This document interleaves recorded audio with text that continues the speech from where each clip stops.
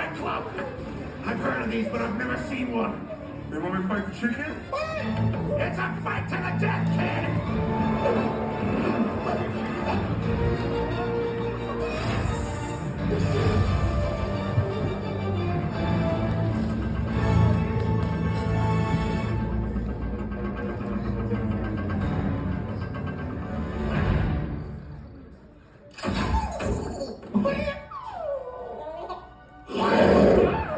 Chicken jockey.